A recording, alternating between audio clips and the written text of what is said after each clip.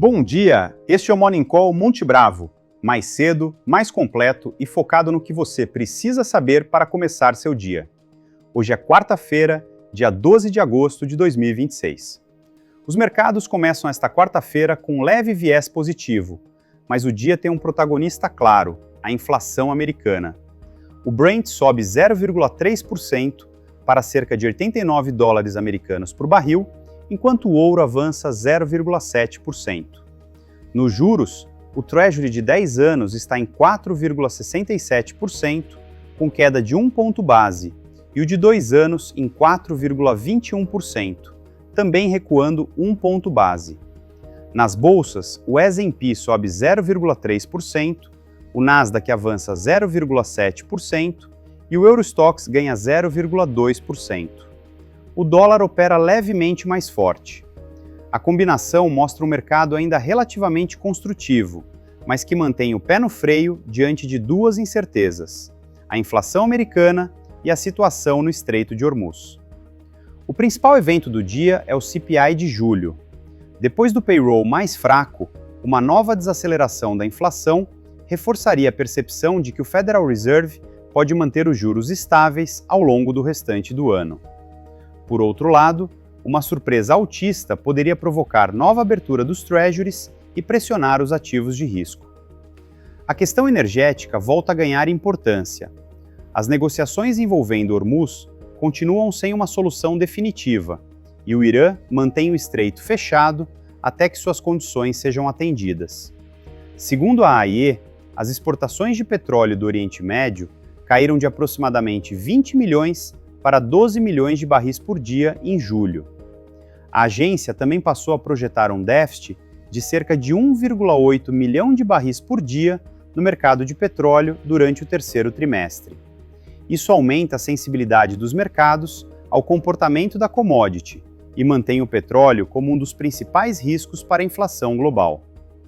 Apesar disso, nosso cenário base permanece construtivo. A desaceleração do mercado de trabalho americano, combinada à tendência de inflação mais moderada, reduz o risco de aperto monetário adicional. O ponto de atenção é que a geopolítica pode interromper temporariamente esse processo caso o petróleo volte a subir de forma mais intensa. Na alocação, seguimos favorecendo portfólios diversificados, com exposição a ativos de qualidade e renda fixa de boa qualidade. O ambiente continua permitindo exposição a risco, mas a combinação entre petróleo próximo de 90 dólares americanos e incerteza geopolítica recomenda evitar concentrações excessivas. No Brasil, o destaque é a repercussão da ata do Copom e do IPCA. A ata trouxe poucas novidades em relação ao comunicado e manteve os próximos passos da política monetária em aberto.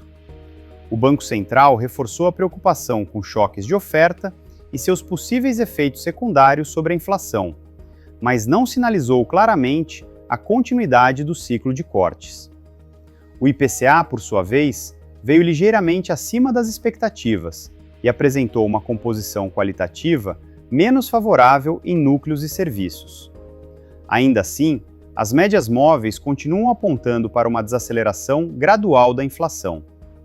O ponto interessante é que a atividade também começa a perder ritmo.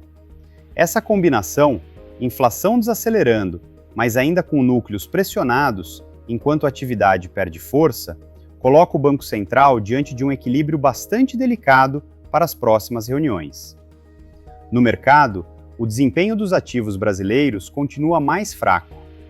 A saída de investidores estrangeiros, a incerteza fiscal e o aumento da volatilidade eleitoral pressionaram a bolsa, o real e a curva de juros.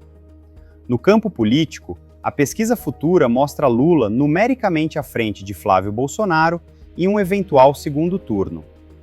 Também chama atenção a tentativa de reaproximação entre Lula e o presidente do Senado, Davi Alcolumbre, movimento que pode ter implicações para a agenda legislativa.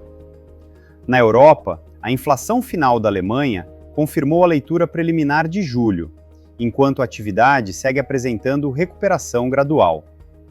O principal ponto de atenção continua sendo o impacto dos preços de energia sobre esse processo. E a agenda de hoje é concentrada.